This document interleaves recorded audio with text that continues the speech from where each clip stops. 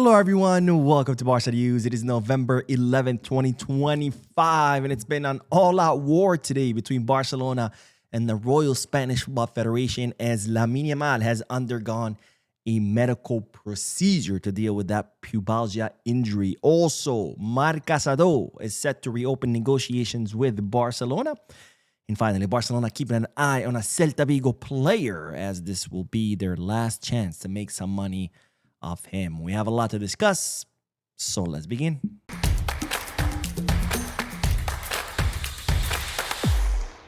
Hello everyone, welcome to the channel. My name is Mo. We'll begin this video with good news because Lamine Yamal has received the Best Player of the Season award that was handed out by the AFE or the AFE. Now, you might have heard about the AFE before. I've talked about him a lot in my past videos, especially when I was talking about the Villarreal versus Barcelona match in Miami. They are the Players Association.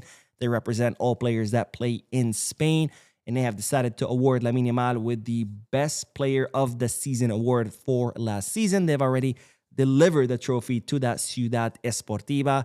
So congratulations to Lamine Yamal, who has won yet another individual award. Of course, not the first one. He's already won 2 Copa trophies, which are kind of like the equivalent of the Ballon d'Or for the best under 21 player in the world. He's the first player in the history to win it twice and twice in a row. He's also won the Golden Boy. It's also the best award for the under 21 player handed out by Tutto Sport. That one you cannot win twice in a row. Otherwise, I'm sure Lamine would win it. Of course, he was also part of the best 11, the FIFA Pro World 11, whatever the hell it's called. And yet now Lamine wins yet another award, which I'm sure is going to be one of many, many, many more individual and team awards that Lamine will be winning during his career. Now, Eva Payor, she has won the best season award for a female player by the AFE. So congratulations to Eva Payor as well. Now, speaking of Lamine Yamal, the Barcelona starlet underwent a medical procedure today. It was a radio frequency procedure to deal with that pubalgia. As you know, Lamine Yamal has been dealing with this pubalgia for quite some time. He hasn't been able to shake it off. It's a very tough injury to shake off. And today he underwent a radio frequency procedure. That's when they apply electricity through specialized needles to the affected area with the guidance of X-ray or ultrasound. And what this electricity does, it kind of burns off the nerve, I think, if I understand it correctly. But what it does, it helps with the pain levels. It kind of prevents the nerves in that affected area from sending so many pain levels to the brain. So it helps the affected person not have to depend so much on painkillers. Now, I had seen this procedure done before on people on their back. It's called a radio frequency ablation. That's when they burn the nerve so you don't keep getting those pain signals. But I didn't know it could also be applied to the pubis area or pubic area. So that's pretty cool. But given that Lamine Yamal has underwent this medical procedure, this means that he will miss the FIFA international break because per the doctor's recommendations, he has to rest 7 to 10 days. So this is double good news. The number one good news is that Lamine Yamal has undergone this medical procedure, which hopefully will help him recover. And the second great news is that he will not have to participate during this FIFA international break. And that I do celebrate, because let's not forget, the reason we're here is because of the first FIFA international break, which, by the way, I'm going to talk about, because guess what? Today has been an all-out war between Barcelona and the Royal Spanish Football Federation, because the Spanish Royal Football Federation were not happy about this. How dare you, Lamine Yamal, to undergo a medical procedure to improve your injury? How selfish of you, Lamine. Shame on you. But this is what the Royal Spanish Football Federation said today through an official statement. The medical services of the Royal Spanish Football Federation wish to express their surprise and discomfort. Wow. Lamine is going through an injury, but you're the ones who feel discomfort. Okay, cool. After learning at 1:47 p.m. on Monday, November 10th, the day of the start of the official training camp with the national team, that the player Lamine Yamal had undergone an invasive radio frequency procedure for the treatment of his discomfort in the pubis that same morning. This procedure was carried out without prior communication to the medical staff of the national team, which with knowledge of the details only through a report received at 10:40 p.m. last night, which indicated the medical recommendation of rest for 7 to 10 days. So they didn't let you know, or they did let you know? I'm very confused. But anyways, we continue. Given this situation and prioritizing at all times the health, safety, and well-being of the player, yeah, okay.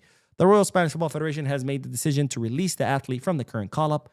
We are confident that he will recover well and wish him a speedy and full recovery. So the Royal Spanish Football Federation feels discomfort and surprise that Lamine underwent a medical exam. Wow. But hold on, because it gets worse. Because Luis de la Fuente, that idiot, that moron, that buffoon, was also not happy about this. And this is what this idiot had to say. I'm shocked. I've never been through a situation like this before, and I don't think it's normal at all. Wow, you've never seen this? You've never seen a player being injured and undergoing a medical procedure to get better in all your years as a football coach? Wow, that's pretty interesting. Where have you been this whole time? Everyone is surprised. You don't know anything. No news reaches you, and you don't know any details. Then they suddenly tell you. Well, that's how injuries usually work, buddy. People don't usually plan to get injured. One day you're healthy, the next you're injured. That's how it works. But hold my beer. I don't have a beer, but hold my beer because I'm about to pop off. Because this idiot, this buffoon, has the nerves, has the balls of being upset at this whole situation when, to begin with, this is why we're here. Because of you. You fucking idiot. And you're mad? Now, let's recap, because during the first FIFA international break during September, Lamine Yamal arrived at the Spanish national team with discomfort. Barcelona notified the doctors of the Spanish national team. Barcelona sent medical reports. And what did this buffoon do? Ignored those medical reports, forced Lamine to play, and injured him. Now, did he decide, oh, crap, I made a mistake, let me fix it? No. He shot up Lamine Yamal with painkillers and forced him to play again, making his injury even worse. And to top it all off, he lied to everyone because he got on the mic and said, I didn't know anything. Barcelona didn't let us know anything. And that, of course, the Royal Spanish Football Federation then had to come out and say, yes, Barcelona did let us know that Lamine Yamal had this discomfort. So you idiot, you fucking moron, you caused all of this, and you have the nerves to complain about it? Are you fucking kidding me? Because guess who had to pay for all of this? It wasn't the Spanish national team, because Lamine got to play with them. It was Barcelona. Barcelona, that club that pays Lamine Yamal's salary, that club that pays for Lamine Yamal's medical treatment. They had to pay for all of this because Lamine missed 6 or 7 matches. And even when he was back, his performance was half as good as he was before the injury. And all of this because of you. And all of a sudden, you're the one who's upset? Are you fucking kidding me? This guy is a fucking idiot. He's a moron. He's a buffoon. He's an entitled piece of shit. You caused all of this. You don't even have the balls to apologize. And instead, you play the victim's card. Fuck you, Luis de la Fuente. But anyways, before I could get even more and more upset, let's move on to the next bit of news.